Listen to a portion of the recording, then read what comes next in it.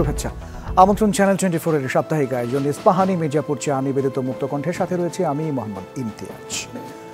শিশুকে আঘাত, উৎপীড়ন এবং অশালীনভাবে প্রদর্শনের অভিযোগে শিশু আইনের ৭০ ধারায় ক্রিম আপা হিসেবে পরিচিতি পাওয়া কন্টেন্ট ক্রিয়েটরকে কারাগারে পাঠানো হয়েছে।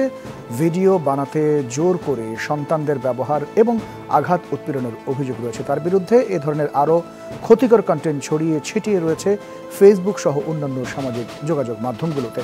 সমাজে কী ধরনের প্রভাব ফেলছে এই ধরনের কন্টেন্ট? সামাজিক যোগাযোগ মাধ্যমগুলোই বা কীভাবে হয়ে উঠছে অস্থিরতা তৈরি সহায়ক? এসব বিষয় নিয়ে আমরা আলোচনা করতে চাই। প্রথমে এ নিয়ে একটি প্রতিবেদন রয়েছে, আমরা প্রতিবেদনটি দেখে আসবো।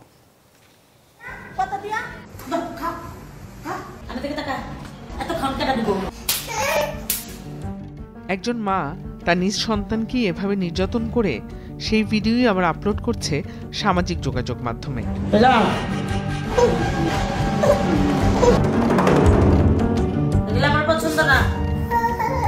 ভিউ ব্যবসা করে টাকা উপার্জন করতে দিনের পর দিন যিনি এমন বিকৃত রুচির কন্টেন্ট বানিয়ে যাচ্ছেন তার নাম শারমিন শিলা। অবশ্য ফেসবুকে রং ফর্সা করার ক্রিম বিক্রি করেন বলে ক্রিম আপা নামেই তিনি বেশি পরিচিত। মেস্তা ব্রন, কালো দাগ, কালো স্কিন ফর্সা করা, চোখের নিচে কালো দাগ কেটে যাচ্ছে, সব ধরনের দাগ যাবে।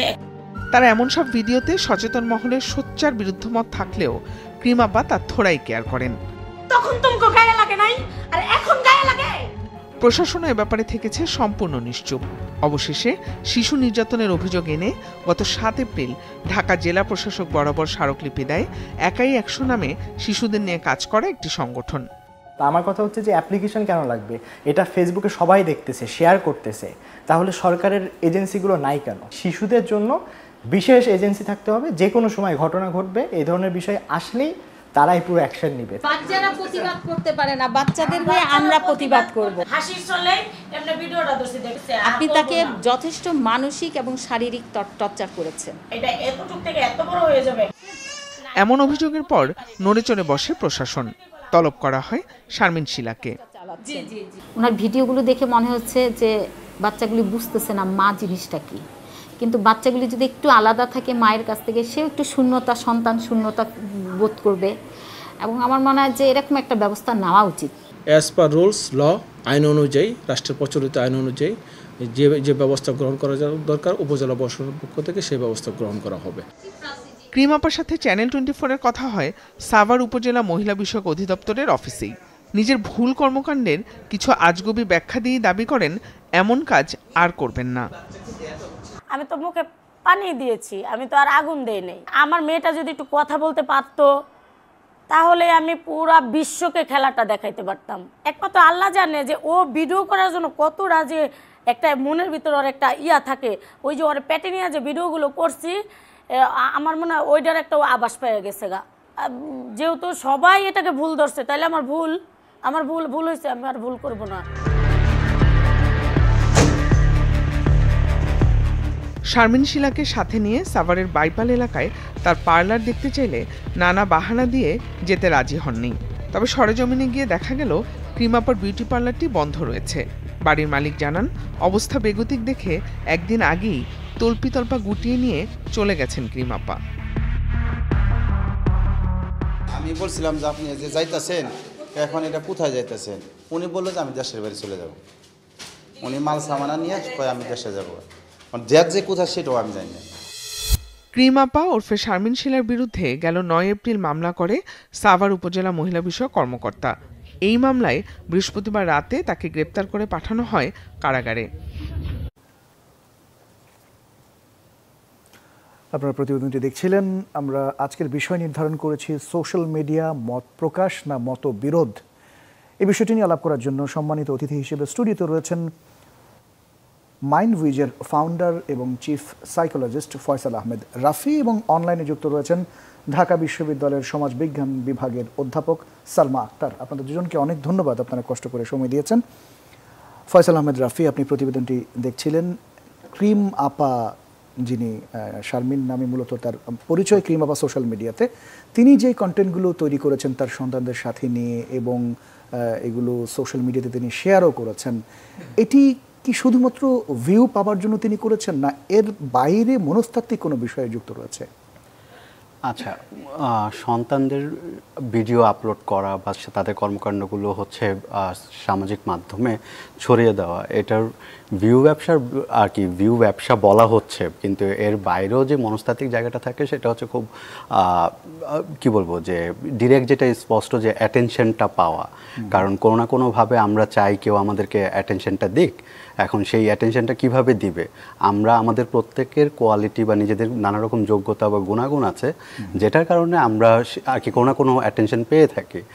এখন ডেভেলপমেন্টে বা অ্যাটাচমেন্টে আমরা একটা কথা বলি যে কোয়ালিটি আর কি অ্যাটেনশন, যে অ্যাটেনশনটা পেলে একটা মানুষের কোর কিছু চাওয়া পাওয়া বা নিড ফুলফিল হয়। এখন সেখানে যখন একটা মানুষের আর কি বেড়ে ওঠার সময়টাতেই ঘাটতি থাকে, তখন বড় হয়ে সে এমন সকল কর্মকাণ্ডে যুক্ত হয় যে কর্মকাণ্ডগুলো হয়তো আপাত দৃষ্টিতে হচ্ছে আমরা আর কি অ্যাপ্রিসিয়েট করতে পারি না, কিন্তু দেখা যায় যে ওনারা আসলে সেই অ্যাটেনশনটা বা সেই আলোড়নটা তোলার জন্য সেই ধরনের কর্মকাণ্ডে যুক্ত হন, যেটা হয়তো আমরা সামাজিকভাবে বা ইভেন আর কি অন্যান্য দিক থেকেও আমরা সেটাকে অ্যাপ্রিসিয়েট করবো না বা করবো না। সো সেখান থেকে আমরা যেটা দেখতে পাই যে ক্রিম আপা বা এই ধরনের কন্টেন্ট ক্রিয়েটর যারা আছেন, তারা এমন সকল অদ্ভুত উপায় অবলম্বন করছেন। একে তো হচ্ছে নিজেদের চাহিদাটা পূরণ করার চেষ্টা, অন্যদিকে হচ্ছে সেখান থেকে যদি অর্থনৈতিকভাবে কোনোভাবে বেনিফিট হয়, তো দুটো মিলেই তাদেরকে আসলে একটা রিইনফোর্স করছে বা উৎসাহ দিচ্ছে এই ধরনের কন্টেন্ট ক্রিয়েশন। এবং আমরা তো অনেক সময় দেখি যে বাবা মায়েরা বা আমরা যারা প্যারেন্টস রয়েছি, আমরা সন্তানদের বেড়ে ওঠাগুলো অনেক সময় আমরা স্মৃতিতে রাখতে চাই, যে ভবিষ্যতে বেড়ে ওঠার পরে বা বড় হবার পরে আমরা সেই স্মৃতিগুলো যেন তাদেরকে দেখাতে পারি। এটা কি আসলে কোনো মানে আইডল হতে পারে এই ধরনের, যদি এরকম কেউ আর্কাইভ করতে চায়? না, এটা অবশ্যই না। এই ধরনের আচরণ যে আর কি আমরা আর কি ক্রিম আপা সহ অন্যান্য কন্টেন্ট ক্রিয়েটরদের যে ধরনের আচরণ দেখি বা ফ্যামিলি ব্লগ নামে যে ধরনের কন্টেন্ট আমরা দেখি, সেটা কখনোই এই ধরনের আইডল হতে পারে না, যে আমাদের স্মৃতিগুলো জমিয়ে রাখার জন্য অথবা তাকে আর কি তুলে রাখার জন্য, যে আমার সন্তানের ডেভেলপমেন্টের বিভিন্ন ফেজগুলো আমি রেকর্ড রাখবো।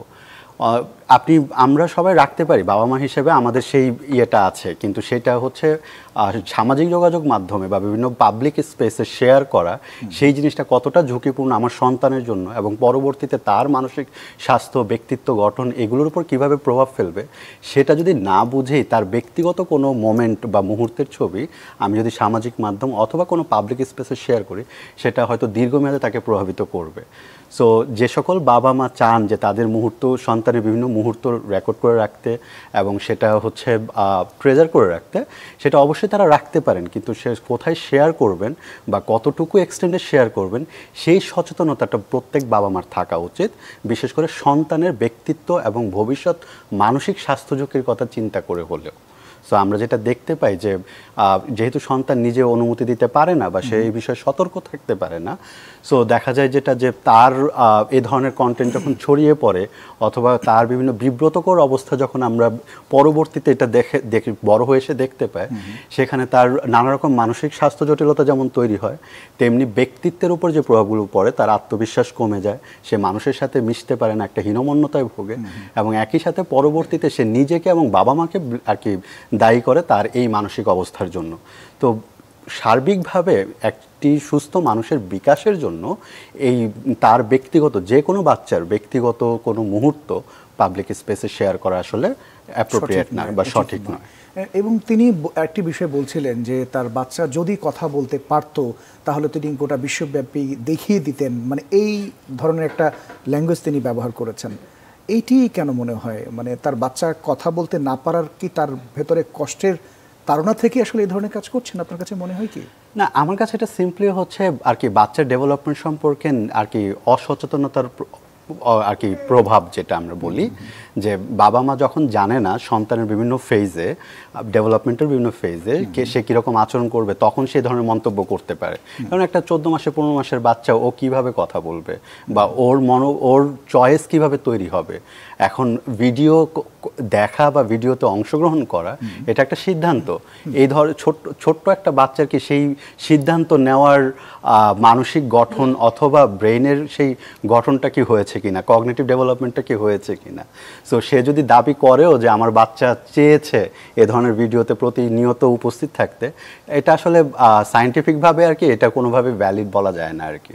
কারণ সেই বাচ্চার সেই মানসিক বিকাশ বা মস্তিষ্কে সে বিকাশটাই ঘটে নাই যে সে একটা সিদ্ধান্ত নেবে বা সে একটা কোনো বিষয়ে মতামত দিতে পারবে। অনেক ধন্যবাদ আপনার কাছে। আমরা আবারও আসবো। অধ্যাপক সালমা আক্তার, আপনি শুনছিলেন ফয়সাল আহমেদ রাফির কথাগুলো এবং আপনি নিশ্চয়ই প্রতিবেদনটিও দেখেছেন। ক্রিম আপা যিনি, তিনি যেই কাজগুলো করে সোশ্যাল মিডিয়াতে ভাইরাল হবার চেষ্টা করছেন এবং বাচ্চাগুলোর একটা মানসিক বা শারীরিক একটা প্রভাবের কথা জনাব রাফি বলছিলেন। তো এই বাচ্চাগুলো যখন বড় হবে তখন আসলে তাদের সামাজিকভাবে বা তাদের স্বাভাবিকভাবে ফাংশন পসিবল হবে কিনা, বা কতখানি স্বাভাবিকভাবে তারা ফাংশন করতে পারবেন?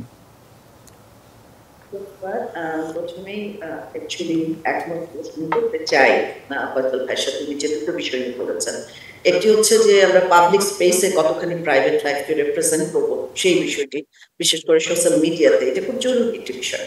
আরেকটি বিষয় তিনি খুব রাইটলি বলেছেন যে এটা এক ধরনের সাইকোলজিক্যাল প্রবলেম, অ্যাটেনশন সিকিং।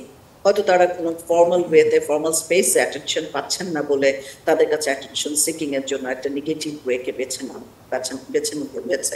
আরেকটি বিষয় হচ্ছে তিনি যেটি বলছিলেন যে তিনি তার বাচ্চাকে রিপ্রেজেন্ট করতে চান, দেখাতে চান। আমরা সব প্যারেন্টসরাই কিন্তু ভালোবাসি আমাদের বাচ্চাদের পজিটিভ কিছু রিপ্রেজেন্ট করতে, কিন্তু সামাজিকীকরণ প্রক্রিয়ায় আমরা কোথায় কিভাবে প্রেজেন্ট করব এই অ্যাওয়ারনেসটা খুব দরকার।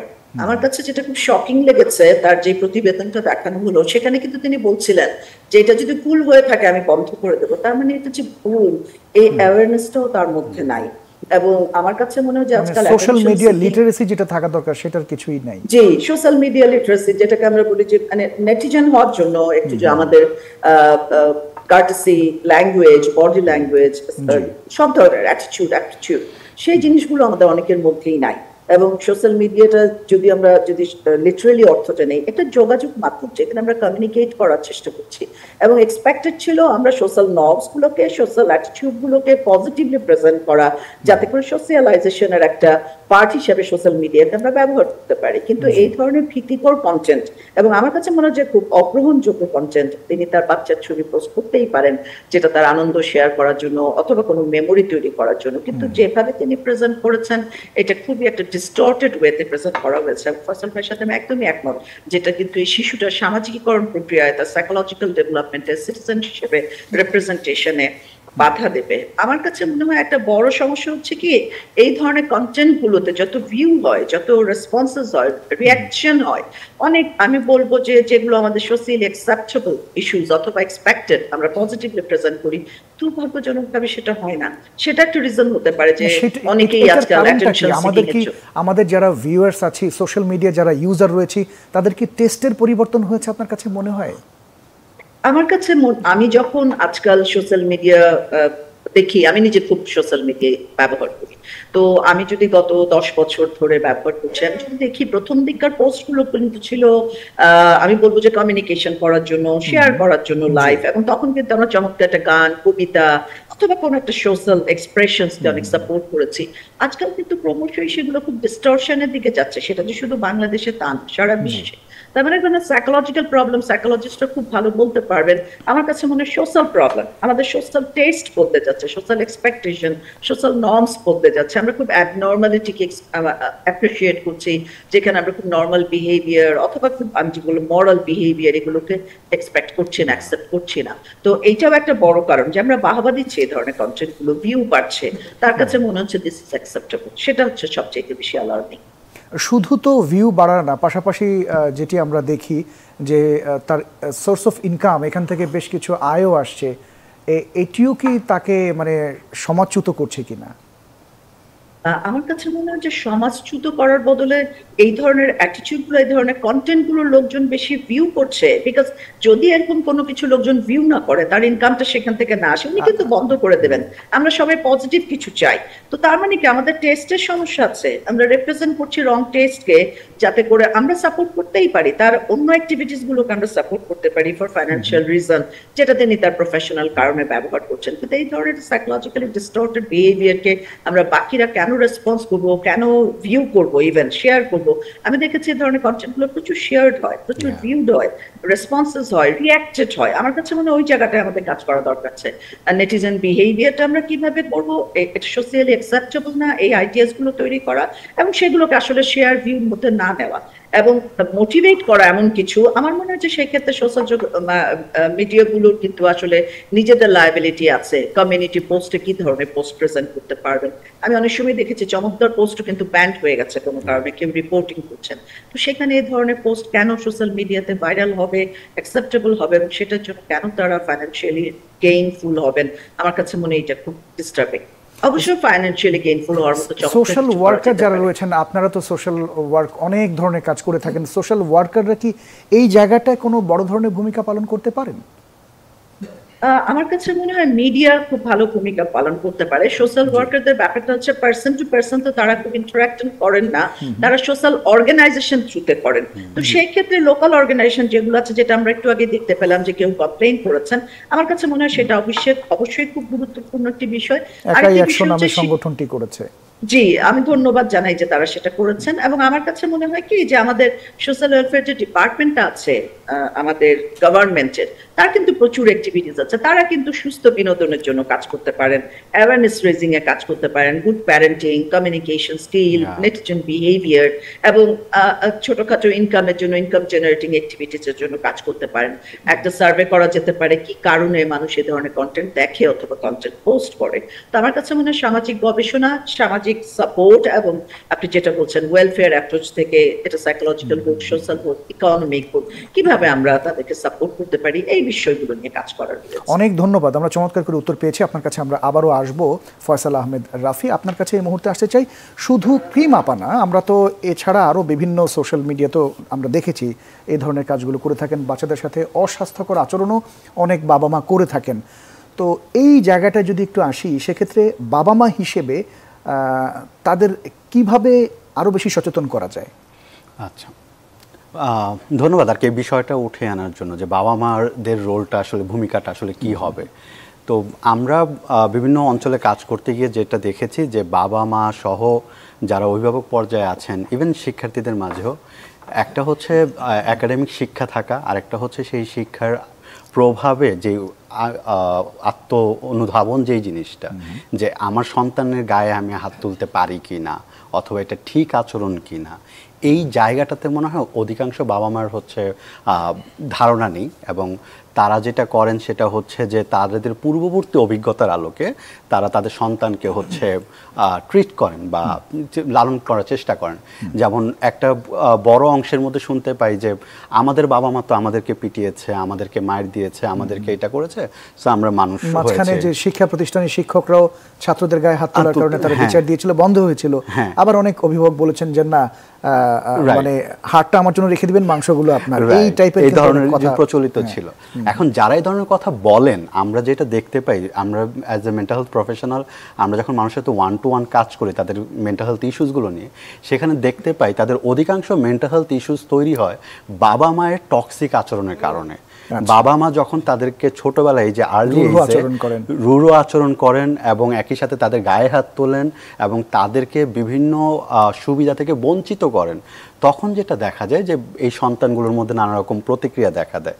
এমনকি যারা বলছেন যে আমরা তো মার খেয়ে বড় হয়েছি, আমরা তো মানুষ হয়েছি বা ভালো হয়েছি, তাদের মাঝেও যেটা দেখা যায় যে এমন অনেক ধরনের ডিস্টারবেন্স রয়েছে যেটা তারা স্বীকার করেন না, যে তার আচরণের কারণে বা তার ব্যক্তিত্বের উপর প্রভাব ফেলেছে, যেটা আসলে তার পুরো সামাজিক অবস্থাকেই প্রভাবিত করে। যেমন আমরা অনেক মানুষকে শুনি অমুক তো অনেক রাগী, অমুক তো হচ্ছে খুবই ঝগড়াটে, অমুক তো হচ্ছে খুবই ডিস্টার্বিং ইয়ে করে, অথবা অমুক হচ্ছে খুবই আত্মবিশ্বাস কম, মানুষের সামনে নিজেকে প্রেজেন্ট করতে পারেন, এরকম বাবা মা অনেক আছেন। কিন্তু তারা সেটা স্বীকার করেন না। তারা মনে করেন যে তারা যেভাবে বড় হয়েছেন ওইটাই ঠিক ছিল। এবং আধুনিক প্যারেন্টিং যে আরও ডাইনামিক এবং আরও মডার্ন এবং বাচ্চাদেরকে যুগের সাথে তাল মিলিয়ে, কারণ শিক্ষার যেমন পরিবর্তন হয়েছে, টেকনোলজি এবং অন্যান্য সুযোগ সুবিধায় আরও এসেছে, সো প্যারেন্টিং এখন অনেক বেশি চ্যালেঞ্জিং। তো সেই জায়গাটাতে হচ্ছে বাবা মা নিজেদেরকে এডুকেট না করে বরং সন্তানদের উপর নিজেদের অতীতের শিক্ষা বা নিজেদের অতীতের ধারণাটা চাপিয়ে দেওয়ার চেষ্টা করে। এই কারণে এই জায়গাগুলোতে তাদের সচেতন থাকা দরকার বলে আপনি মনে করেন। আমরা ছোট্ট একটা বিরতি নিয়ে আপনাদের কাছে আবারও আসবো। দর্শক, আমাদের ছোট্ট একটা বিরতির সময় হলো, ফিরছি একটু পর, সাথেই থাকবেন নিশ্চয়ই।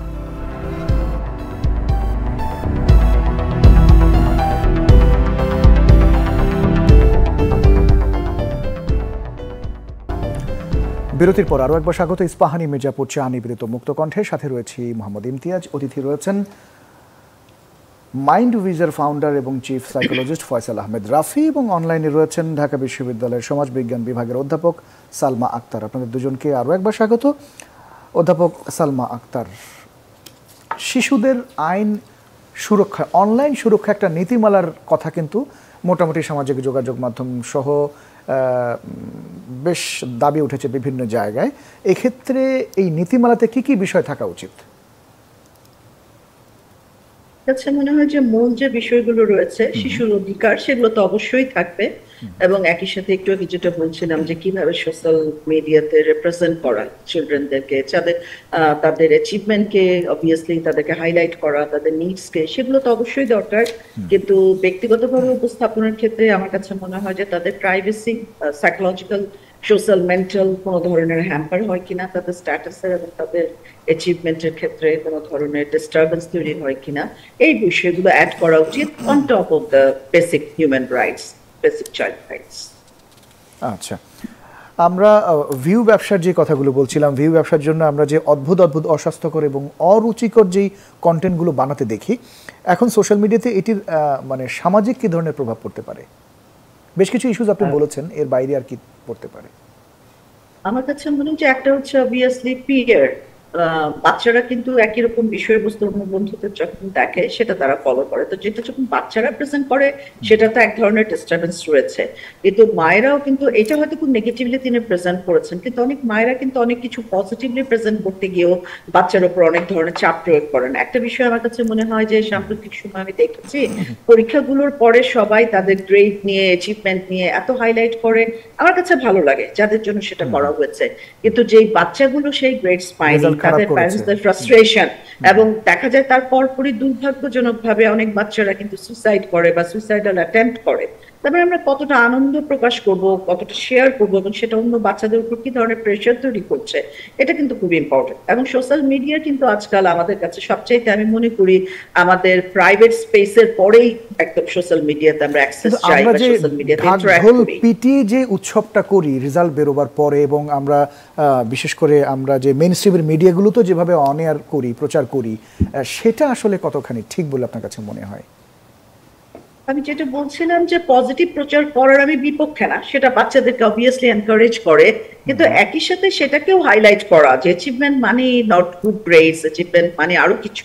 এবং সেই ক্ষেত্রে ওই যে একটু আগে যেটা বলছিলাম যে অ্যাটেনশন সিকিং এর জন্য যদি আমরা সোশ্যাল স্পেস গুলো তৈরি করতে পারি, সোশ্যাল ওয়েলফেয়ার ইনস্টিটিউশন গুলো, সোশ্যাল অর্গানাইজেশন গুলো কাজ করতে পারে, যেমন বাচ্চাদের কম্পিটিশন। আজকে আমার বাচ্চার একটা আর্ট এক্সিবিশন ছিল তার স্কুলে, বাচ্চারা খুব আনন্দ নিয়ে দেখছিল। এরকম নিশ্চয়ই সব বাচ্চাদেরই কিছু না কিছু অ্যাচিভমেন্ট আছে, যাদের নাই অন্তত তাদেরটা খুঁজে বের করার চেষ্টা করা, সেটা স্কুলে হতে পারে, কমিউনিটিতে হতে পারে। এবং তখন হবে কি সেই প্যারেন্টরাও এই ধরনের হীনমন্যতায় ভুগবেন না যে আমার বাচ্চাকে ডিসপ্লে করার জন্য, আমার বাচ্চাকে হাইলাইট করার জন্য আমাকে এরকম অদ্ভুত কিছু করতে হবে। তার বাচ্চা যেটাই অ্যাচিভমেন্ট থাকুক, তার বাচ্চা যেটাই প্রাপ্তি থাকুক বা কিছুই না থাকুক, শুধুই একটি শিশু, আমরা যাতে তাকেই ভ্যালু করতে শেখাই যে you are a human being, মানুষ হয়ে বেঁচে থাকাটা একটা দারুণ আনন্দের ব্যাপার এবং অ্যাচিভমেন্ট। তো আমার কাছে মনে হয় আমাদের একাডেমিক ইনস্টিটিউশন গুলোতে যেরকম দরকার, সোশ্যাল ইনস্টিটিউশন গুলোকে কমিউনিটিতে হাইলাইট করা এবং এই পিয়ার প্রেশারটা থেকে বাচ্চাদেরকে বের করা। আমার কাছে মনে হয় প্যারেন্টসদের মধ্যে এই প্রেশারটা আছে, অন্যের বাচ্চা ভালো করেছে, অন্যর বাচ্চাকে নিয়ে তারা মাত্র বিদেশ থেকে ঘুরে এসেছে। আরেকটা জিনিস হচ্ছে রিসেন্টলি শুরু হয়েছে, দেশের বাইরে বিশাল এক্সপেন্সিভ ট্যুর তারা করে এসছেন, তো ন্যাচারালি সেটা কিন্তু বাচ্চারা প্যারেন্টসদের উপর প্রচুর প্রেশারাইজ করে, আমি কোথাও যাইনি, আমার এরকম কিছু নাই। এই যে এক অস্বাস্থ্য একটা কম্পিটিশন শুরু হয়েছে in all levels, not only for the parents, সেটাও কিন্তু এক ধরনের সাইকোলজিক্যাল, আমি মনে করি যে স্ট্রেস হ্যারাসমেন্ট তৈরি করে প্যারেন্টসদের জন্য, to show off in a different way, in a negative way. পাশাপাশি আরেকটা বিষয় যদি একটু যুক্ত করি, আপনি যেটি বলছিলেন যে একটা অসম প্রতিযোগিতা যেটা বাচ্চাদের মধ্যে প্যারেন্টসরাও ছড়িয়ে দেন তাদের মনস্তাত্ত্বিকভাবেই ঢুকিয়ে দেন, সেটি হচ্ছে যে প্রথম হতে হবে, দ্বিতীয় হতে হবে, অথবা তৃতীয় তো প্রশ্নই আসে না, প্রথম হতে হবে, যে কোনো মূল্যে তাকে ভালো রেজাল্ট করতে হবে। এটি কি আসলে ভালো মানুষ বা সমাজে ভালো ভূমিকা রাখবার জন্য যথেষ্ট? অবশ্যই না, কিন্তু আমি মনে করি কি এই দায়টা আমি শুধু প্যারেন্টসদেরকে দিতে চাই না, এই দায়টা আমি সমাজকে দিতে চাই। আমার ব্যক্তিগত অবস্থান থেকে আমি বুঝি যে যখন রেজাল্ট হয় প্রতিবার সবাই প্রথম কথাটাই জানতে চায় আমার বাচ্চা কত সাবজেক্টে কি পেয়েছে, গ্রেডস পেয়েছে কিনা। আমি খুব ইন্ডিপেন্ডেন্ট মাদার, আমি প্রফেশনাল, আমি ঢাকা বিশ্ববিদ্যালয়ের শিক্ষক, আমি বলতে পারি যে আই ডোন্ট কেয়ার, আমি চাই আমার বাচ্চা একজন ভালো মানুষ হোক। কিন্তু আমার কাছে মনে হয় যে এই মাটার সেই লেভেলের অ্যাচিভমেন্ট নাই, তাকে কিন্তু অন্যরা দায়টা চাপিয়ে দেয় যে তুমি তো কিছুই হতে পারো নাই, খুব মাদার হতে পারো নাই, তোমার বাচ্চা কিছুই শিখছে না। তো আমি বলবো না যে প্যারেন্টসদের একাই শুধু এই দায়টা রয়েছে, এটা আমাদের সামাজিক এক্সপেকটেশন, ম্যাটেরিয়ালিস্টিক গেইন। ইভেন আমি মাঝে মাঝেই বলি যে ইভেন সেটা কিন্তু আমাদের ব্যক্তিগত সম্পর্ক, বিয়ের মতো সম্পর্ক তো হিউজ প্রেশার। একটা ছেলে কি জব করে, তার কি রেজাল্ট, কত আর্ন করে, একটা মেয়ের ক্ষেত্রেও তাই অ্যাচিভমেন্ট। অবভিয়াসলি প্যারেন্টসদের রাইট রয়েছে টু বি হ্যাপি, আমার প্যারেন্টস আমার অ্যাচিভমেন্ট নিয়ে হ্যাপি ছিলেন, কিন্তু একই সাথে যারা ওই লেভেলের অ্যাচিভার করতে পারছে না তাদের হিউম্যান কোয়ালিটি গুলো কিন্তু আমাদের সময়ে অ্যাপ্রিসিয়েটেড হয়েছে, এখন সেটা হচ্ছে না। সেই জায়গাটায় মনোযোগ দেওয়া যে একজন মানুষ মানে ম্যাটেরিয়ালিস্টিক গেইন, অর্থনৈতিক অথবা প্রফেশনাল অ্যাচিভমেন্ট না, একজন ভালো মানুষ হওয়া, কন্ট্রিবিউট করা, সেটা খুব জরুরি। তো আমার কাছে মনে হয় সেটা আমরা না মেইন স্ট্রিম মিডিয়াতে, না সামাজিক যোগাযোগ মাধ্যমে, নাকি আমাদের একাডেমিক ইনস্টিটিউশন, সোশ্যাল স্পেস, কোথাও কিন্তু সেটা খুব আলোচনায় আনছি না। আমরা আলোচনায় আনছি আমরা কি গ্রেডস পাচ্ছি, আমরা কোথায় স্কলারশিপ পাচ্ছি, আমরা ভালো মানুষ হচ্ছি কিনা, এই বিষয়টি কিন্তু আমরা শিখছিও না, শেখাচ্ছিও না, এবং আমরা সামাজিক সম্পর্কে অন্তর্ভুক্ত করছি না। অনেক ধন্যবাদ। আমরা আপনার কাছে আবারও আসবো। ফয়সাল আহমেদ রাফি, আমরা ক্রিম আপার যে বিষয় নিয়ে কথা বলছিলাম সেই বিষয় নিয়ে আমরা সোশ্যাল মিডিয়া সহ বিভিন্ন জায়গায় আমরা খেয়াল করলাম যে কিছু কিছু মানুষ এটি সমর্থনও করছেন। কেউ কেউ বলছেন যে ক্রিম আপা খ্যাত তিনি যেই কাজগুলো করছেন সেটি ভালো কাজই করছেন, মানে কোন বদৌলতে আসলে তারা এই ধরনের তার কাজগুলোকে সমর্থন করছেন, আপনার কাছে কি মনে হয়?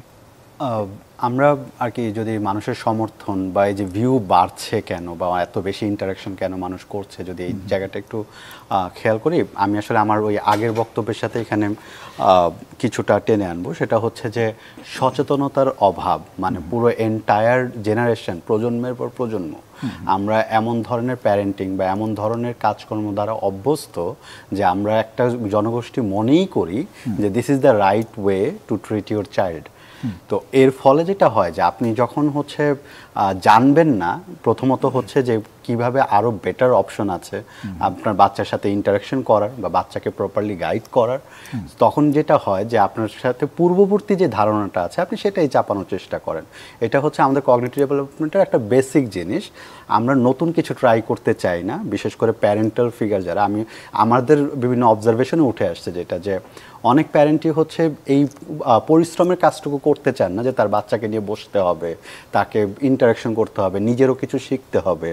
সো ফলে যেটা হয় যে তারা হচ্ছে একটা সহজ পন্থা, তাদের বাবা মা যেভাবে করে আসছে তারা সেটাই চাপানোর চেষ্টা করে গতানুগতিক, এবং গতানুগতিক ধারায় যেটা দেখা যায় যে এই মারধর করা অথবা অ্যাবিউসিভ আচরণ করা। ইভেন আমরা তো এখন আলোচনা করছি মারধর করার বিষয়ে, যেই বিষয়টা সবচাইতে বেশি উজ্জ্বতাকে সেটা হচ্ছে খোঁটা দেওয়া, বিভিন্ন কথা দিয়ে আঘাত করা, মানসিক উৎপীড়ন করা, ছোট করা নিজের সন্তানকে অন্যদের সামনে।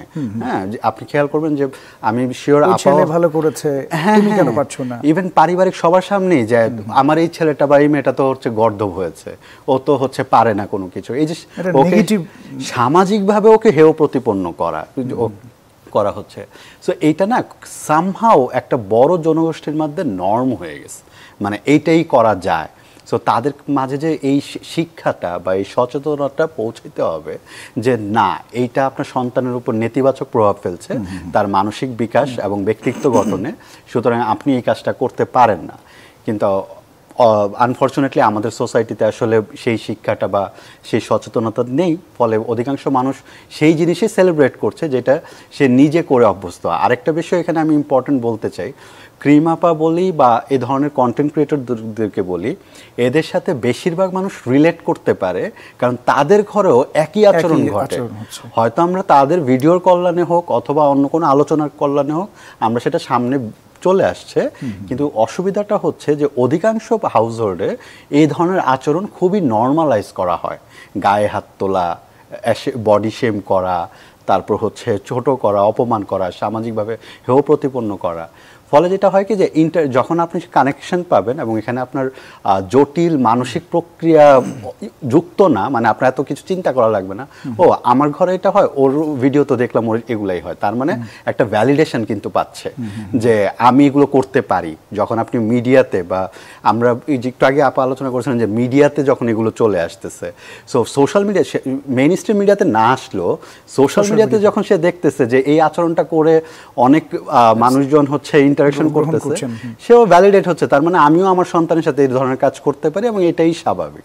তো এই জায়গাগুলোর কারণে আর খুব স্বাভাবিকভাবে মানুষ হচ্ছে সেলিব্রেটেড হইতে পছন্দ করে, যে কোনো বিষয়, এটা হোক নেতিবাচক বিষয় হোক আর কি ইতিবাচক বিষয়। তো ফলে যেটা দেখা যায় যে সে আসলে কোনো না কোনোভাবেই হচ্ছে এই ধরনের বিষয়গুলোকে সামনে নিয়ে আসে। আপনি খেয়াল করবেন আপনার নিউজ ফিডে কতগুলো নেগেটিভ এই ধরনের ইভেন্ট সামনে আসে আর কতগুলো হচ্ছে পজিটিভ ইভেন্ট সামনে আসে। কারণ নেতিবাচক জিনিসগুলো আমাদেরকে এক্সাইট করে, আমাদের মধ্যকার ভেতরে যে মস্তিষ্কের যে প্রক্রিয়া বা যেখানে খুব দ্রুত রিয়াকশন জেনারেট করে। সো আমরা এই জিনিসগুলো চাই আরও বেশি এক্সাইটেড হইতে, আরও বেশি রেসপন্স করতে, আরও বেশি প্রতিক্রিয়া দেখাতে। সো এই কন্ট্রোলের জায়গাটা বা আত্মনিয়ন্ত্রণের জায়গাটাতে তাদের ওই জায়গাটা নাই।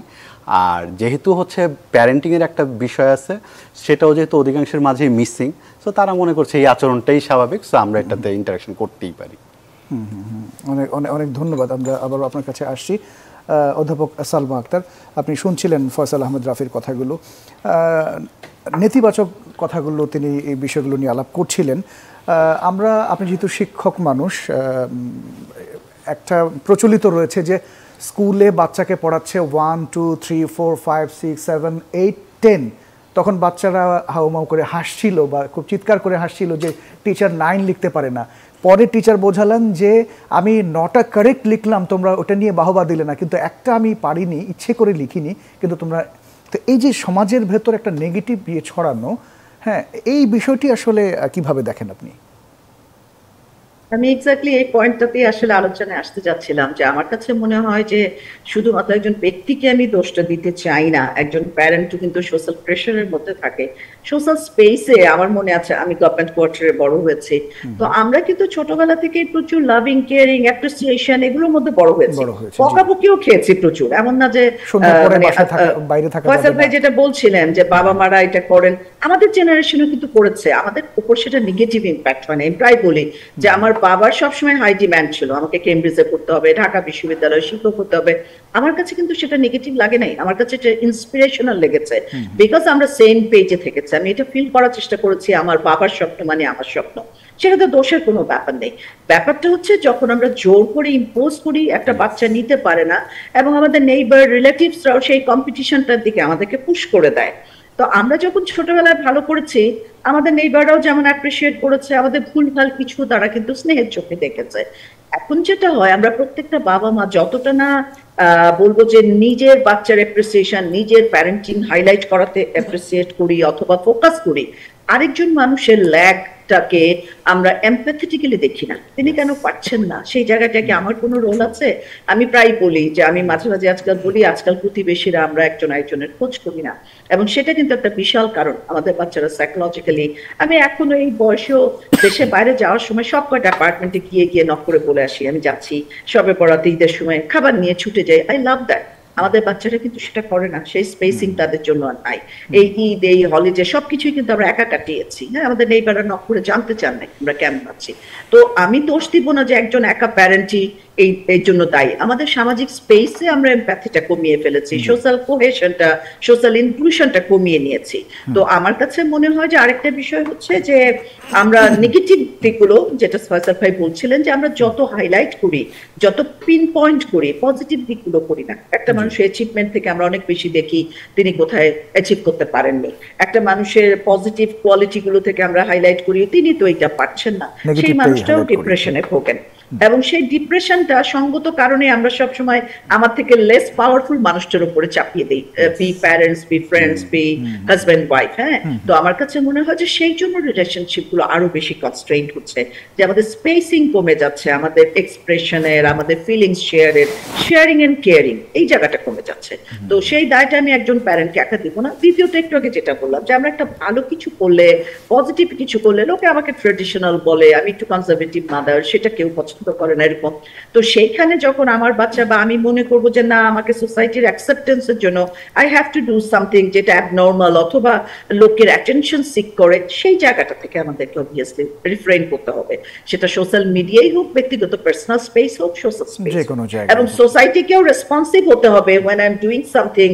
আমার পজিটিভনেসটা যেমন তারা নিচ্ছেন, আমি যখন পারছি না এমপ্যাথেটিক্যালি বলা যে উই আর দেয়ার, এই we are there for you, এই জিনিসটা আমাদের জীবনে নাই এখনকার সময়। That's the most critical thing আমি মনে করি, বোথ অ্যাজ প্যারেন্টস এবং বোথ অ্যাজ চিলড্রেন। যেহেতু আমি নিজেও সন্তান, নিজেও মা, আমি বুঝতে পারি যে এই স্পেসিংটা, আমি খুব লাকি, আমি একটা অসাধারণ পরিবারে চলতেছি, প্রচুর লাভিং কেয়ারিং এনভায়রনমেন্টে বড় হচ্ছে। আমার বন্ধুরা প্রায় বলে আমরা কিন্তু এটা ফিল করি না, আমরা কিন্তু এক্সপিরিয়েন্স করি না। আমার কাছে মনে হয় সোশ্যাল ইন্টারাকশন, সোশ্যাল রিলেশনশিপের উপরে, কোহেশনের উপর আমাদেরকে একটু চাপ। এইটা কি আপনার কাছে মনে হয় যে সোশ্যাল মিডিয়ার কারণেই ঘটছে এই বিষয়গুলো? না, আমি বলছি না যে সোশ্যাল মিডিয়ার কারণে ঘটছে, আমার কাছে বরঞ্চ মনে হচ্ছে, আমি যে বিষয়টা বলতে চেয়েছিলাম সেটি হচ্ছে যে সোশ্যাল মিডিয়া, আমরা যারা বড় হয়ে এসেছি, আপনারা যারা বড় হয়ে এসেছেন, সোশ্যাল মিডিয়া আমাদের সময় কিন্তু এইভাবে ছিল না। তখন আপনি যেভাবে বললেন যে বিভিন্ন বাড়িতে আমরা যেতাম, বিভিন্ন উৎসবে আনন্দে একসাথে যেতাম, এখন কিন্তু এখনকার বাচ্চারা যারা, তারা কিন্তু এই জায়গাগুলোতে যাচ্ছে না, কারণ তারা সারাক্ষণ ফেসবুকে বসে আছে, সোশ্যাল মিডিয়াতে বসে আছে, সেই ইন্টারেকশনটা হচ্ছে না। আমি একটা স্টাডি করেছিলাম, ইউনেস্কোর মাল্টি কান্ট্রি স্টাডি, তো সেটাতে বাংলাদেশে কনসালটেন্ট হিসেবে আমরা দেখছিলাম যে আমাদের বাচ্চারা তাদের একাডেমিক এবং পার্সোনাল প্রফেশনাল লাইফে সোশ্যাল মিডিয়াকে প্রচুর ব্যবহার করছে এবং বেশি ইন্টারঅ্যাক্ট করছে। তারা কিন্তু যে সেক্সুয়াল হ্যারাসমেন্ট এবং এই মুহূর্তে যে আমরা যেটা ভয় পাচ্ছি সাইবার ক্রাইম, এগুলো তো বাচ্চারা জড়িয়ে যাচ্ছে। অবভিয়াসলি সোশ্যাল মিডিয়া একটা কারণ, কিন্তু সোশ্যাল মিডিয়া ইটসেলফ একমাত্র কারণ। আমরা কিভাবে ব্যবহার করছি, আমাদের সোশ্যাল ইন্টারাকশন, রিলেশনশিপস গুলো এবং আমাদের সোশ্যাল ইম্পোজিশন গুলো রিলেশনশিপের উপর কেমন, সেটাও কারণ আছে। আমরা কি আমাদের বাচ্চাদের জন্য এনাফ স্পেস দিয়েছি আনন্দ করার? আজকে বাচ্চাগুলো কিন্তু, আমি যে এক্সিবিশনে গেছি, খুবই আনন্দ করছিল, তখন কিন্তু কেউ সোশ্যাল মিডিয়া ব্যবহার করে না, দে ওয়্যার হ্যাভিং ফান। এবং আমি দেখেছি, আমি একটা বিজ্ঞান মেলায় গিয়েছিলাম, বাচ্চারা খুব আনন্দ নিয়ে তাদের কাজ দেখাচ্ছিল। তাহলে আমাকে তো স্পেস দিতে হবে আমাদের চিলড্রেনদের। আমি আমার একটা প্যারেন্ট হিসেবে বলছি না, as a social being, as a teacher বলছি যে আমরা কি বাচ্চাদেরকে সেই স্পেসিংটা দিচ্ছি? আপনি দেখবেন যখন কিনা কোনো প্রোডাক্টিভ কিছু হয় আমাদের দেশে, হোয়াট এভার ইট ইজ, এটা বই মেলা হোক, অন্য কোনো প্রোডাক্টিভ কিছু, বাচ্চারা কিন্তু অনেক এঙ্গেজ থাকে। তাদের মেধা, তাদের ইনটিউশন, তাদের লাভ, তাদের কেয়ার, ড্রিমকে আমরা ক্যাপচার করতে পারছি না। তো তারা সোশ্যাল মিডিয়াতে নিজস্ব গ্রুপের সাথে করে, যেখানে আনফরচুনেটলি খুব ব্যাড ইনফ্লুয়েন্সের শিকার হয়, ব্যাড ইনফরমেশন, ব্যাড ইন্টারাকশনের শিকার হয়, এবং তখন তারা মনে করে আমাদের প্যারেন্টসরা বোঝে না। জেনারেশন গ্যাপ, আমি আমার বাচ্চাকে বলি আমার বাবা মার সাথেও তো আমার জেনারেশন গ্যাপ ছিল, but we understood each other. তো আমার কাছে মনে হয় সোশ্যাল মিডিয়াটাকেও এমন ভাবে, এবং মেইন স্ট্রিম মিডিয়াটাকে এমন ভাবে নিয়ে আসা। আমরা ছোটবেলায় প্রচুর টিভি দেখেছি, চমৎকার সিরিয়াল দেখেছি, এখনকার বাচ্চারা কি সে ধরনের কোনো প্রোগ্রাম পায় মেইন মিডিয়াতে? আমার কাছে তো মনে হয় না। তো তখন সোশ্যাল মিডিয়াতে অ্যাটেনশন সিক করতে যায়।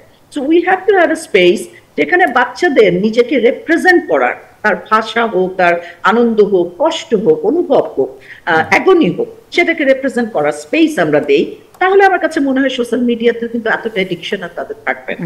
আরেকটা বিষয় হচ্ছে ইম্পোজিশন, সোশ্যাল মিডিয়া কিভাবে ব্যবহার করব। অনেক দেশে কিন্তু রেস্ট্রিকশন আছে, বাচ্চারা কোন কোন সাইটে যেতে পারবে, কি করতে পারবে, প্রোডাক্টিভ কিছুতে তাদেরকে কাজে লাগে। অনেক ধন্যবাদ। আরেকটা বিষয় একটু ছোট্ট করে যদি বলেন যে ই কমার্সের নামে সামাজিক যোগাযোগ মাধ্যমে আমরা কিন্তু দেখি যে বিশেষ করে মেয়েদের কাপড় বিক্রি, পণ্য বিক্রির যে একটা লাইভে আসেন তারা, এবং সেখানে একরকম বাকযুদ্ধ দেখি, অকথ্য ভাষায় কিন্তু বিভিন্ন সময় গালাগালিও আমরা খেয়াল করি। এগুলো কিন্তু দর্শক কিন্তু আমাদের দেশে বেশ অনেক রয়েছে। তো এই জায়গাটা আপনি কিভাবে মূল্যায়ন করছেন? আমি মনে করি এন্টারপ্রেনিয়রশিপের পয়েন্ট অফ ভিউ থেকে যদি আমি দেখি, আমি খুব পজিটিভলি এটাকে নিচ্ছিলাম, বিকজ আমি উইমেন এন্টারপ্রেনিয়রশিপ, এম্পাওয়ারমেন্ট এগুলো নিয়ে কাজ করি।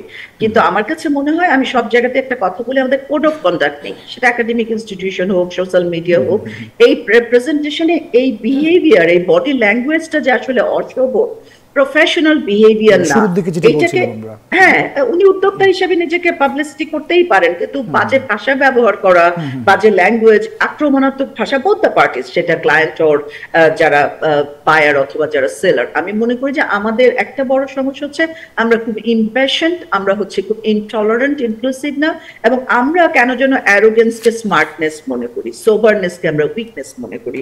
কালচারালি এই প্র্যাকটিসটা আমাদের মধ্যে চলে এসছে। তো আমার কাছে মনে হয় সোশ্যাল মিডিয়াতে তারা যখন এই ধরনের পণ্য ব্যবহার করবেন অথবা পাবলিসিটি করবেন, আমাদের কোড অফ কন্ডাক্ট থাকা উচিত, কোন ধরনের ল্যাঙ্গুয়েজ, বডি ল্যাঙ্গুয়েজ তারা ব্যবহার করবেন এবং কিভাবে পণ্যটাকে উপস্থাপন, খুবই চমৎকার বিপণনের বিষয়গুলোকে, সাথে সাথে ethics and code of conduct is a must in ethics, morality, এগুলো অনেক ধন্যবাদ। চমৎকার করে আমরা উত্তরটি পেয়েছি অধ্যাপক সালমা আক্তার। নিশ্চয়ই আপনার কাছে আমরা একটু পরে আবারও আসছি। Faisal Ahmed Rafi, royal society of public হেলথের একটা জরিপে দেখা গেছে যে সামাজিক যোগাযোগ মাধ্যমের বিভিন্ন কন্টেন্ট উত্তরদাতাদের মনে হীনমন্যতা এবং দুশ্চিন্তা সৃষ্টি করছে। এটি কেন ঘটছে এবং সোশ্যাল মিডিয়া আর কীভাবে আমাদের মানসিকভাবে আসলে ক্ষতিগ্রস্ত করছে? আচ্ছা, হীনমন্যতা বোধ তৈরি হওয়ার তো একটা হচ্ছে যেটা যে কিছু পূর্ববর্তী কিছু কারণ থাকে। যখন একটা মানুষ বেড়ে ওঠে, আমরা যে ধরনের প্যারেন্টিং বা যে ধরনের সমাজে বেড়ে উঠি, সেখানে নিজেদের সম্পর্কে অনেক ধরনের নেতিবাচক ধারণা নিয়ে আমরা বেড়ে উঠি। যদি আমরা ছোটোবেলায় বুলিংয়ের শিকার হই অথবা টক্সিক কোনো প্যারেন্টিং বলি বা সামাজিক অবস্থার কথা বলি, সেটার ফলে সো একটা কিন্তু আমাদের মধ্যে বাই ডিফল্ট একটা ডাউট থাকে যে আমি যে মানুষটা সেটা কি আর কি সঠিকভাবে নিজেকে প্রেজেন্ট করতে পারছি কি না। তারপর যখন সে সোশ্যাল মিডিয়া আসতেছে বা সামাজিক মাধ্যমে আসতেছে, তখন দেখা যাচ্ছে কি যে সে এমন সকল মানুষের সাথে হচ্ছে ইন্টারাকশন করতেছে বা এমন সকল কন্টেন্ট আর কি সে কনজিউম করতেছে, যেই কন্টেন্টগুলো আসলে ডিজাইন করা হয়েছে তার এই হীনমন্যতা বোধগুলোকে হচ্ছে আরও বেশি ট্রিগার করার জন্য। That you are not enough, you are not likeable বা ইউ আর নট লাভেবল, অমুক এই জিনিস থাকা লাগে, যেটা থাকলে আমাকে দেখো মানুষজন সেলিব্রেট করছে, তোমাকে হচ্ছে সেলিব্রেট করছে না। সো অলরেডি যে মানুষটা নিজেকে নিয়ে তুষ্টিতে ভুগে না, মানে উল্টোটা, মানে অলরেডি যে মানুষটা হচ্ছে আত্মবিশ্বাসটা কম থাকে বা তলানিতে থাকে, সে যখন আবার সোশ্যাল মিডিয়া এমন কন্টেন্ট দেখে যেখানে আসলে সে নিজেকে মনে করে নিজে ইনাফ না, অটোমেটিক্যালি তার আর কি কমে আসে, আত্মবিশ্বাসটা কমে আসে এবং হীনমন্যতায় সে ভুগে। এছাড়াও অন্যান্য জায়গায় দেখা যায় যেটা যে সোশ্যাল মিডিয়ার অ্যালগরিদমের কথা অনেকবার বলা হয়েছে, আমরা যে ধরনের কন্টেন্ট কনজিউম করি সেও আবার সেই ধরনের একই ধরনের কন্টেন্ট বারবার হচ্ছে আমাদেরকে পুশ করে। সো ফলে দেখা যায় কি আমাদের আর কি ভিউ অফ দ্য ওয়ার্ল্ড, মানে যেই মানুষটা সোশ্যাল মিডিয়ার কন্টেন্টগুলো কনজিউম করছে তার ভিউটা খুব ন্যারো হয়ে যায়। আপনি খেয়াল করবেন যে আপনার সোশ্যাল মিডিয়াতে আপনি শুধু আপনার যেই পরিচিত বা আর কি নিয়মিত যে কন্টেন্টগুলো দেখেন, একই টাইপের কন্টেন্ট দেখছেন। এর বাইরে যে দুনিয়ায় আরো অনেক কিছু ঘটছে অথবা আরো অনেক পজিটিভ এক্সপেরিয়েন্স আছে, ওটা আবার সোশ্যাল মিডিয়ার অ্যালগরিদম ওভাবে সেট করা যে এটা আপনি ক্লিক করলে এই ধরনের নিউজগুলোই আসবে, ফিডে আসবে। সো ফলাফল যেটা হচ্ছে যে আমরা এক ধরনের ট্র্যাপে পড়ে যাচ্ছি, বা আমাদের এই পরের জেনারেশন বা আমাদের আগে যারা আসতেছে ভবিষ্যতে এই প্রজন্মগুলো আসলে একটা ট্র্যাপে পড়ে যাচ্ছে, যেখানে আসলে তাদের ভিউটা ওয়াইড হচ্ছে না, এবং এইটার ফলে যেটা হয় তার নিজের সম্পর্ক ধারণাটাও খুব ন্যারো হয়ে যাচ্ছে। হয়তো একটা বা দুইটা ক্রাইটেরিয়া দেখে সে হচ্ছে নিজেকে জাজ করতেছে, ফলে এই হীনমন্যতা বোধটা আমার মনে হয় খুব প্রকট আকার ধারণ। আরেকটা বিষয় একটু আপনাকে জানতে চাই, সামাজিক যোগাযোগ মাধ্যমে আমরা বিভিন্ন সময় দেখি কিছু অবাস্তব কন্টেন্ট এবং ইচ্ছাকৃত ভুল দেখি, অনিচ্ছাকৃত ভুল দেখি, আবার কখনো কখনো দেখি যে এবং সেটি খুব দ্রুত ছড়িয়ে পড়ে। এবং বিশেষ করে যদি আমরা চিকিৎসার জায়গাটা দেখি, সেই জায়গায়ও কিন্তু এই ধরনের ভুল আমরা প্রায়শই লক্ষ্য করি। তো এই জায়গাটা ব্যবহারকারীদের আসলে কতখানি সচেতন থাকা দরকার? ব্যবহারকারীদের এখন যেটা হচ্ছে যে আপনি যখন এমন একটা সমাজে থাকেন যেখানে মনস্তাত্ত্বিক দিক থেকে, হ্যাঁ, আপনি এমন একটা সমাজে থাকেন যেখানে জবাবদিহিতা পাওয়াটা খুব কঠিন। মানে হচ্ছে আমরা পেশাজীবীর দিক থেকে অথবা বিভিন্ন জায়গার দিক থেকে দেখা যায় যে আমাদের মাঝে জবাবদিহিতার একটা অভাব আছে। সো ফলে এইটাকে যখন কেউ আর কি সামনে নিয়ে আসতে চায়, তখন তারা হচ্ছে ওত পেতে থাকে আমাদের কোনো ভুল বা কোনো কিছু আর কি পাওয়া যায় কিনা, সেটা হচ্ছে সামনে নিয়ে আসার একটা প্রবণতা আর কি থাকে। এবং আমাদের এখানে আর কি এই যে জাস্টিস অথবা আরও অন্যান্য যেই সামাজিক ন্যায় বিচার বা অন্যান্য দিক থেকে যখন আমরা দেখি, সেখানে দেখা যায় যে সরকার, প্রশাসন বা অন্যান্য অঙ্গসংস্থা যারা আছে তারা যখন কোনো বিষয় নোটিস করে না, তখন দেখা যায় যে জনগণ অথবা সাধারণ মানুষ সেটা নিজ হাতে তুলে নেয়। তুলে নেওয়ার ফলে যেটা হয় সেটা হচ্ছে সে কিন্তু আর ওই বিষয়টাতে এক্সপার্ট না, সে কিন্তু এখানে ডিসিশন মেক করার রাইট না। একজন সাইকোলজিস্ট একটা অ্যাসেসমেন্ট করতে পারেন, কিন্তু একজন নন সাইকোলজিস্ট একটা অ্যাসেসমেন্ট করতে পারেন না, বা একজন ডক্টর যেভাবে ডায়াগনোসিস করতে পারেন একজন নন প্রফেশনাল সেভাবে ডায়াগনোসিস করতে পারেন না। কিন্তু দেখা যায় যে কোনো কারণে তার এক্সপ্লানেশন যদি ভুল থাকে অথবা তার কোথাও যদি একটা ঘাটতি থাকে, তো সেটাকে হচ্ছে আর কি সামনে এনে একটা আলোড়ন তৈরি করা এবং তাদেরকে ডিসক্রেডিট করার যে প্রবণতা, সেটা আমাদের সোসাইটিতে আর কি খুব বেশি পরিমাণে দেখা যায়, যার ফলে এই জিনিসটা খুব সেলিব্রেটেড হচ্ছে। আমরা একেবারে শেষ পর্যন্ত আরেকটা বিষয় আপনার কাছে জানতে চাই যে অতিরিক্ত সামাজিক যোগাযোগ মাধ্যম ব্যবহারের ফলে অনেক সময় ঘুম হয় না ঠিকমতো, মানসিকভাবে একটা অস্থিরতা কাজ করে, এ থেকে উত্তরণের উপায়গুলো যদি এক বাক্যে একটু বলেন আমরা একেবারে শেষ প্রান্তে। আচ্ছা, প্রথমত হচ্ছে যে আমাদের লাইফস্টাইল একটু চেঞ্জ আনা লাগবে। সামাজিক যোগাযোগ মাধ্যম অবশ্যই আমরা ব্যবহার করব আমাদের প্রয়োজন অনুযায়ী, কিন্তু এটার প্রভাবে যে আমাদের ঘুম এবং আমাদের খাদ্য অভ্যাস এবং আমাদের প্রতিদিনকার জীবনে যেই ধরনের অভ্যাসগুলো আছে সেইগুলো আসলে একটা হেলদি সিস্টেমে নিয়ে আসা লাগবে। এখন আমরা অনেকেই জানি না যে কীভাবে জিনিসগুলো করতে হয়, সেটার জন্য নিজেকে নিয়ে একটু স্টাডি করা দরকার যে আমার আসলে কোন কোন অভ্যাসগুলো চর্চা করা দরকার নিয়মিত, এবং একই সাথে সোশ্যাল মিডিয়ার কন্টেন্ট কনজিউমের ক্ষেত্রে সতর্ক থাকা যে কতটুকু কনজিউম বা কী ধরনের কন্টেন্ট আমি কনজিউম করব যেটা হচ্ছে আমার মানসিক স্বাস্থ্যের জন্য এবং এর জন্য হার্মফুল না হয়। এবং এটা কিন্তু আপনি এক সপ্তাহ নোটিস করলে বুঝতে পারবেন যে কোন কন্টেন্টটা দেখলে আপনার মধ্যে কী ধরনের অনুভূতি বা প্রতিক্রিয়া তৈরি হয়। তো সেই ধরনের কন্টেন্ট আনফলো করা এবং একই সাথে হচ্ছে কি করে মানুষ সচেতনভাবে করতে হয়, কিন্তু আপনি অসচেতনভাবে করবেন না, কিন্তু সচেতনভাবে করতে হবে। কারণ আপনি যদি লম্বা সময়ের জন্য বা দীর্ঘমেয়াদে আপনার শারীরিক এবং মানসিক স্বাস্থ্যের বেনিফিট পেতে চান, আপনার স্লিপ সাইকেল এবং লাইফস্টাইলে পরিবর্তন আনতে চান, তাহলে সচেতনভাবে কিছু পরিবর্তন নিয়ে আসতে হয়। তো সেক্ষেত্রে আমার মনে হয় যে সেই সচেতনতাই আমরা এই প্রোগ্রামের মাধ্যমে মানুষকে আর কি উৎসাহিত করতে পারি। অনেক ধন্যবাদ। আমরা অধ্যাপক সালমা আক্তার, আমরা একেবারেই শেষ প্রান্তে একটা প্রবণতা আমরা সাধারণ মানুষের মধ্যে লক্ষ্য করছি যে মানুষ যে কোনো অনিয়মের পরিপ্রেক্ষিতে সোশ্যাল মিডিয়াতে লাইভে এসে বা লাইভে লিখে জানাচ্ছে, এক ধরনের বিচারও বলা যায় তারা লাইভে এসে দিচ্ছে। তো মানুষের মাঝে এই ধরনের পরিবর্তনটা কেন ঘটছে? সোশ্যাল মিডিয়াটাকেই কেন তারা ভাবছে যে এটাই আমার জন্য বেস্ট, এখানেই আমি লাইভে এসে সব বললে সব সমাধান হয়ে যাবে? আমার কাছে মনে হয় যে একটা মিডিয়া ট্রায়ালের টেন্ডেন্সি রিসেন্ট সময় এসছে, যে মানুষ বিশ্বাস করছে যে তারা যখন একটা জনমত তৈরি করবে সেটা হয়তো ট্রায়ালে হেল্প করবে। তো আমার কাছে মনে হয় এখানে একটা লেখ হচ্ছে অবশ্যই যে মানুষের নর্মাল যে ট্রায়াল সিস্টেম, যেটা আমাদের লিগ্যাল সিস্টেম, সেটার উপর মানুষের হয়তো আস্থাটা কমে গেছে, অথবা তারা সেখানে অ্যাক্সেস পাচ্ছে না তাদের ভয়েসটা রেজ করার জন্য। মেইন স্ট্রিম মিডিয়াতেও সাধারণ মানুষের জন্য বা পার্লামেন্টে পৌঁছানোটা অনেক ডিফিকাল্ট। তো সোশ্যাল মিডিয়াটা ন্যাচারালি তার কাছে একটা এরকম একটা প্ল্যাটফর্ম যেখানে মত প্রকাশের স্বাধীনতা, ফ্রিডম অফ স্পিচটা এনজয় করতে পারছে। কিন্তু আমাদেরকে বুঝতে হবে যে স্বাধীনতা এবং যথেচ্ছাচার এই দুটো তফাৎটা আমরা কোথায় করবো, এবং মিডিয়া ট্রায়াল সেটা কি মত প্রকাশ হচ্ছে নাকি মত বিরোধ হচ্ছে? আসলে মত বিরোধ হলে কিন্তু কোনো অসুবিধা নেই, আমাদের ভিন্ন মত, আমি বলবো বিরোধ না, ভিন্ন মত থাকতেই পারে। কিন্তু সমস্যা হচ্ছে সেইটা কোনো ধরনের মিডিয়া ট্রায়ালের প্রেসারে আমরা রং কোনো ডিসিশনে যাচ্ছি কিনা, আমরা আসলে একটা লিগ্যাল সিস্টেমকে টোটালি বাইপাস বা কলাপস করছি কিনা, সেই জায়গাটাই কনসার্ন হওয়া।